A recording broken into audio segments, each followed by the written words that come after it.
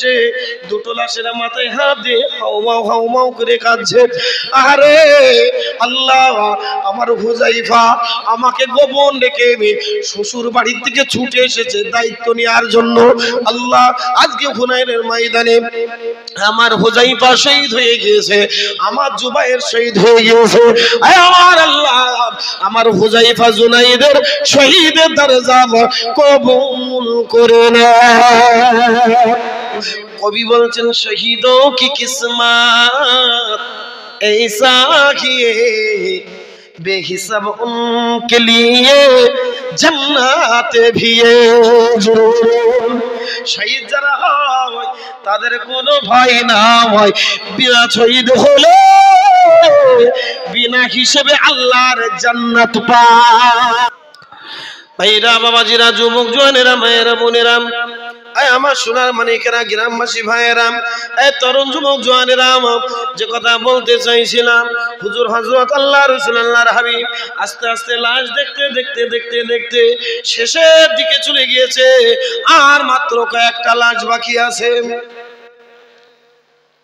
শেষের দিকে আস্তে আস্তে গিয়ে আল্লাহ রাসূলের সামনে যেই বলেছেন, বাবা এটাকে শহীদ হলো, যেই বলেছে এটাকে শহীদ হলো, আল্লাহ রাসূলের সামনে মুখটা আগলা করা হলো। মুখটা যেই না আগলা করেছেন, আল্লাহ রাসূল সঙ্গে সঙ্গে মাথায় হাত দিয়ে বসে পড়েছেন, ডুকরে ডুকরে ডুকরে ডুকরে কাঁদছেন, আল্লাহ আমার জুবাইর শহীদ হয়ে গিয়েছে, আল্লাহ এই কোরআনের হাফেজ শহীদ হয়ে গিয়েছে। হযরত জুবাইর রাদিয়াল্লাহু তাআলা আনহু আল্লাহ রাসূলের জলিল কদর সাহাবা, একজন বড় মাপের সাহাবা, হুনাইনের ময়দানে দ্বীনের জন্য শহীদ হয়ে গিয়েছে। ও বাবাজিরা, ভাইরা আমার, জুবাইরের পরের লাশটা ওই হুনাইনের সেনাপতি হযরত হুজাইফার লাশ পড়ে আছে। আল্লাহ রাসূল বলেন, বাবা এই লাশটা কার? যেই না লাশটা আগলা করেছেন, মুখটা আগলা করে দিয়েছেন, হুজুর সেখানে বসে দুটো লাশের মাথায় হাত দিয়ে হাউমাউ করে কাঁদছে। আরে আল্লাহ, আমার হুজাইফা আমাকে গোপন রেখে শ্বশুর বাড়ির থেকে ছুটে এসেছে দায়িত্ব নেওয়ার জন্য।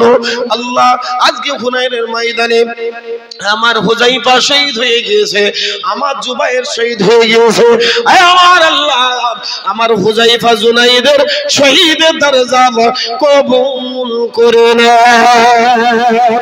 আমার নবী দোয়া চাইছে, দোয়া চাইতে চাইতে দোয়া চাইতে চাইতে আল্লাহ রাসূল হাউমাউ করে কাঁদছেন। কেঁদে কেঁদে বেশ কিছুক্ষণ পরে বলছেন, বাবা হুজাইফা এবং জুবাইরের লাশটা আর মদিনাতে নিয়ে যাব না, আমি রাসূল আর সহ্য করতে পারছি না।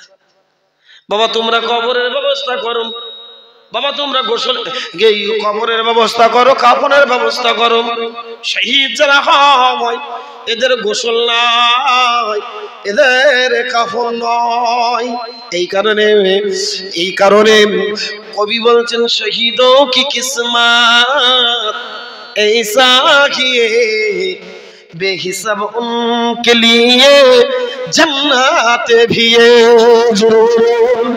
শহীদ যারা হয় তাদের কোনো ভয় না হয়, বিনা শহীদ হলে বিনা হিসেবে আল্লাহর জান্নাত পায়।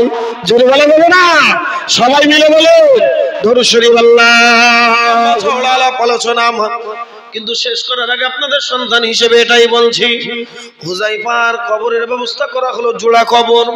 ওই হুনাইনের ময়দানে যে ময়দানে যুদ্ধ হয়েছিল বাবা, ওই যুদ্ধের ময়দানে রাসূলুল্লাহ নিজে দুই সাহাবাকে কবরস্থ করেছিলেন।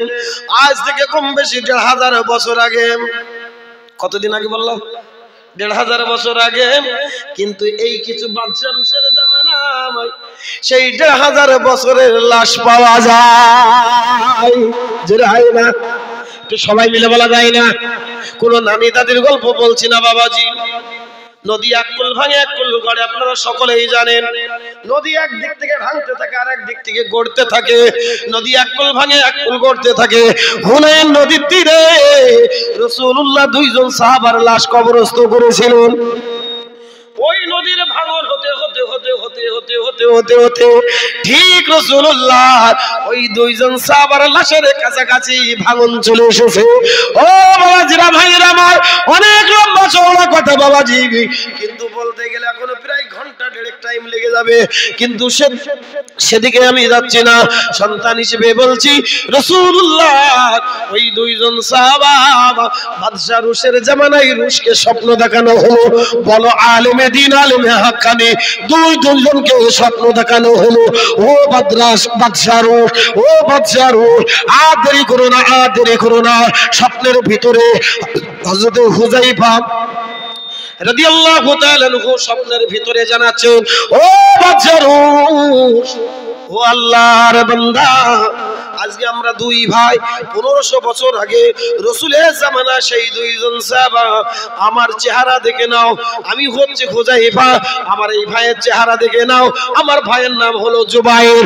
ও বাদশা রুশ, তুমি শুনে নাও, আমরা 1500 বছর আগে রাসূলুল্লাহ হুনাইনের ময়দানে সেনাপতির দায়িত্ব দিয়েছিল, কিন্তু আমরা ইন্তেকাল হয়েছিলাম, শহীদ হয়ে গিয়েছিলাম।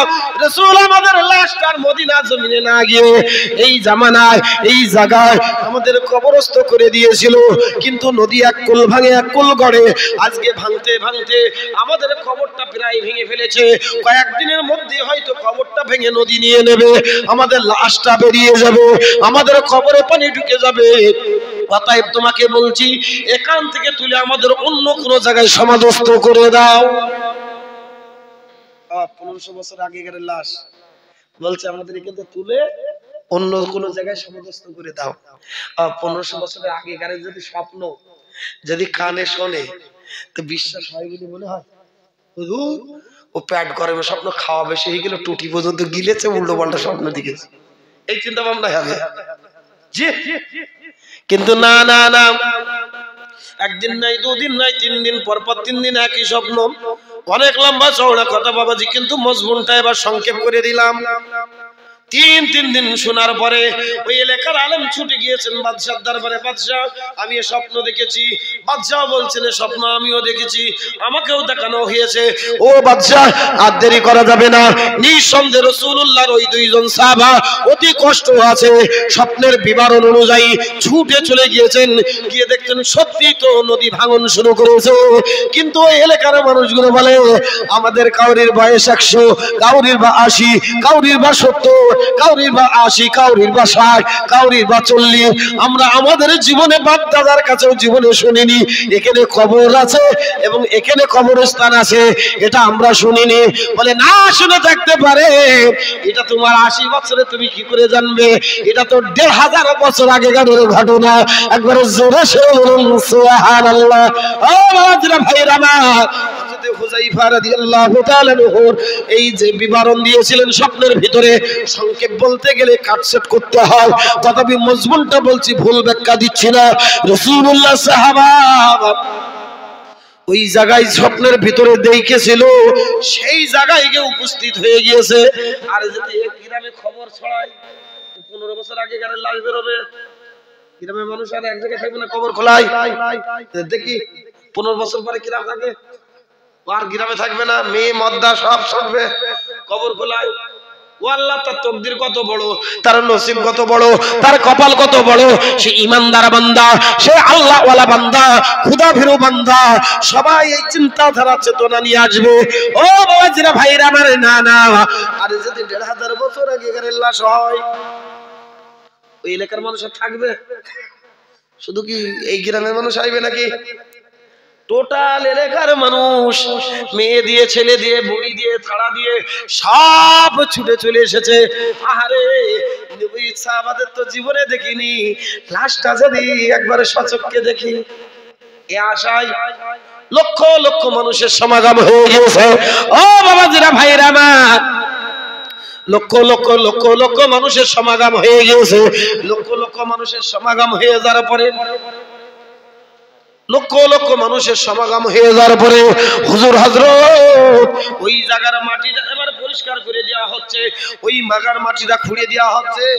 যেই না কিছু মুতো ভাত খুঁড়েছেন, আর এই মুতো ভাত খোঁড়ার পরে দেখতে পেলেন যেন দুটো টাটকা লাশ জোড়া কবরের ভিতর থেকে রাসূলুল্লাহ দুইজন সাহাবা 1500 বছর আগেকার সাহাবা যেমন লাশ তেমন আছে। সবাই মনে ভালো যাবে না,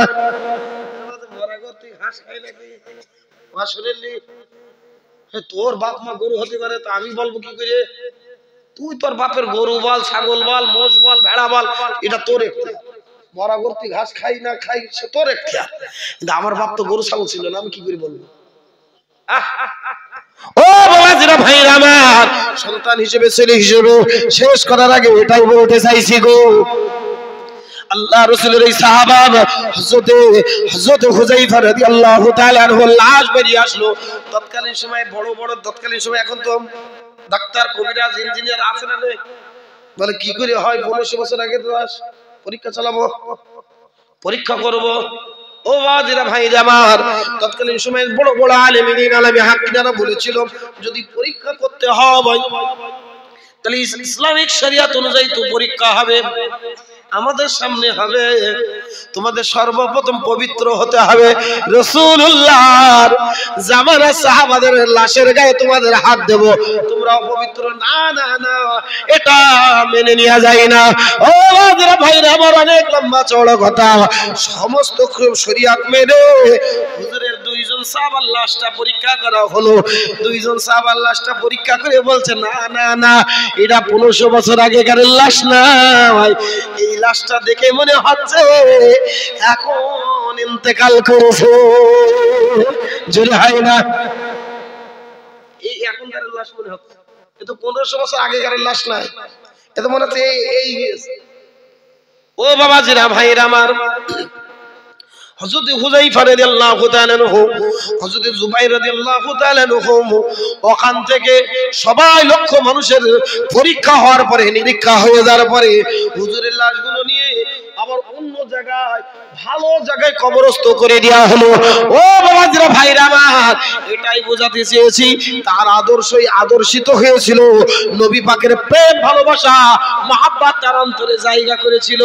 আর আমার আপনার অন্তরে সকাল থেকে সন্ধ্যা একটা মহাব্বতও নেই, নবীর প্রতি দরুদ হয় না, আশহাদু আন্না মুহাম্মাদুর রাসূলুল্লাহ দরুদ সালামও নেই।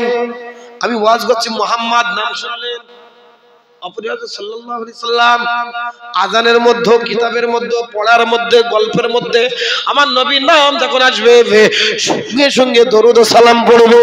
ও বাবাজিরা ভাইরা আমার, এটাই বোঝাতে চেয়েছি আপনাদের সন্তান হিসেবে, ছেলে হিসেবে ইত্তেবায়ে নবী সুন্নতি পাইরের উপরে যদি আমরণ পর্যন্ত যদি থাকতে পারে, জীবনে অন্যায় করেছেন, অবিচার করেছেন, জুলুম করেছেন, অত্যাচার করেছেন, রাহাজানি পরেজানি, রাত দাঙ্গা সব কিছু করেছেন, হক না হক নষ্ট করে ফেলেছেন, সত্য মিথ্যা সব হ্যাক করে ফেলেছেন, কিন্তু এখনো বলছি ফিরে আসে, তুব ইলাল্লাহি তাওবাতুন নসুহা, নিয়তে তওবা করো, আল্লাহ পাক বান্দা হিসেবে কবুল করে নেবেন।